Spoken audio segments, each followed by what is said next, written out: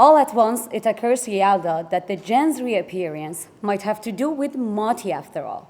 It makes the most sense. After all, it was Mati who made the Jen acceptable company for her. Although Yalda heard about the Jen from her mother, it was Mati who told Yalda that the Jen was not grotesque as Mama Ashi had described, with hooves, pointed ears, and a bald head. Instead, Mati told Yalda that the Jen was like an ordinary girl. So the Jen is not a monster? Not your Jen. Mati's smile was reassuring. Yours is just like you. It is your Hamzad. She was born when you were born, but in the Jen ward. You don't believe what your wise half-sis says? It is hard to believe, Mati. But Yalda didn't doubt Mati for long. The moment Yalda saw Mati's sincere smile shining from her moon-shaped face, a shadow of a doubt fell on Maman Ashi's authority and credibility. Maman Ashi had claimed that the Jen, a male creature with hooves, pointed ears, and a bald head, would penetrate into her youngest daughter's skin. Sick and tired of Yalda's whining, she used to say, "Ah, there is a Jen under Yalda's skin. That is what makes her mew and yowl all the time." The Jen is shaking her compact body in a rhythm. She looks like an old woman in mourning. Yalda doesn't remember if Maman Ashi ever mentioned anything about Jen's aging. But her Hamzad is getting old. Now that it is clear the Jen doesn't intend to buck her with a new mess, Yalda feels like talking with her. "I'm telling you, tonight's dream was not the same as the one I already had," Yalda says. "I mean, this was a bit different. This time, you didn't show up. Not you, and not anyone else." In the old dream, the Jen had appeared to her from behind a curtain between Mati's room and Dadashi's, right at the moment she took her eyes from Mati's dead face.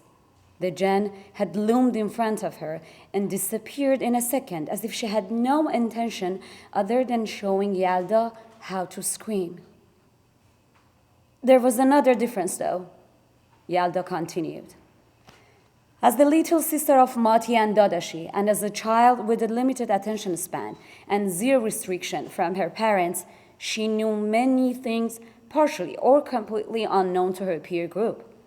No, death was by no means a mystery in her world. Confusing, sickening, maybe, yet not secretive. Death was seen by Maman Ashi as an obnoxious angel with a special mission to make her a widow. By Agha Jun as God's executioner with no sense of punctuality. And by Dadashi as an eagle, always ready to swoop down on the newborn babies of his ignorant nanny who never gave up the marathon of serial pregnancies. More than anyone else, however, it was Mati who had a connection with death when she looked safe and sound, when she was in bed coughing and bleeding, when she was alive, when she was dead. She had talked about death as a part of life. "Oh yeah, in the old dream, I felt somebody come and sit beside me while I was on the edge of the window frame. I'd seen Mati lying dead in her bed, but the arm circling around my shoulder could only be Mati's arm. I didn't turn my head at all. Instead, I closed my eyes, yielded myself to the soothing cares, and stopped weeping and wailing." Yalda swallows the lump in her throat and grabs the hanky crumpled on the Jen's knees. She wipes her nose with it and leaves it on the floor beside the bed in between her and her Hamzad. "Old or new, it is just a dream, right?" The Jen, still biting her nails, shakes her head a full 180 degrees to indicate she doesn't know the answer. "So let's listen to Mati's story, okay? I know it by heart." The Jen, twitching her head, reminds Yalda of a few rhymed words Dadashi and Yalda sang for Mati when they asked for her stories. "Mati, Mati, take off your veil. You're not a male. Tell us the tale." And then Mati would open her delicate mouth. When she was not in a storytelling mood, she would tease them. I do have a tail, with a fly as a head, with a fly as a tail. Shall I tell it, or shall I not tell it? Tell it, tell it. Dadashi and Yelda would entreat. I don't understand, tell it, tell it. I do have a tail, with a fly as a head, with a fly as a tail. Shall I tell it, or shall I not tell it? Mati would continue. Not tell it, not tell it. Dadashi and Yelda would implore. I don't understand. Not tell it, not tell it. I do have a tail, with a fly as a head, with a fly as a tail. Shall I tell it, or shall I not tell it? But if she was in a good mood, she would tell them her tale, always starting with the same opening. Thus begins the tale of Mati, a baby girl born on a moonlight night. Her father named her Mah Taban, which means the shining moon, since he saw the shining moon brightening her face. Mati didn't live under a lucky star, and she soon lost her father.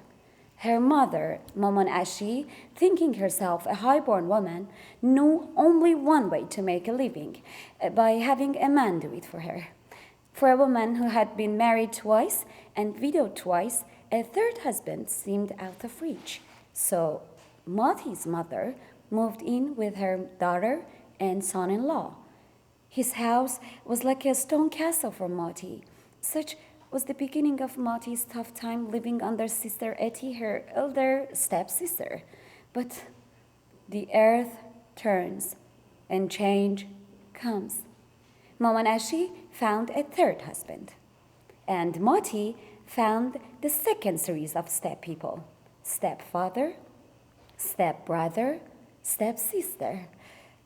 Poor Mati was surrounded by steps, some short, some tall, some big, some small. Well, what could she do? Nothing. After all, she herself was a step someone trapped in a step world with no trace of anything proper, anything pleasing, anything possible-see. Mati ended the story differently each time. So, let me tell you one of the stories of one of the steps around us. For instance, you are stepbrother. You are Dadashi Yunes. You are Dadashi. Let me tell little Yalda how you welcomed me by throwing a wiggle-eye frog into my chest, or how you frightened a little kid in the alley with your Dracula mask, or how you tied a small purse of ballerine to the tail of the neighbor's cat to make him dance around. And if you don't like that story, I can tell you one about another step. Say, this little sis, this little Yalda, this little sweetie. And if you don't like this story, my dear Hamzat, I shall tell you the fucking story of a fucking woman with a fucking son and a fucking gen under her skin. Yalda bursts into sobs, pulls the blanket over herself, and presses her face into the wet pillow.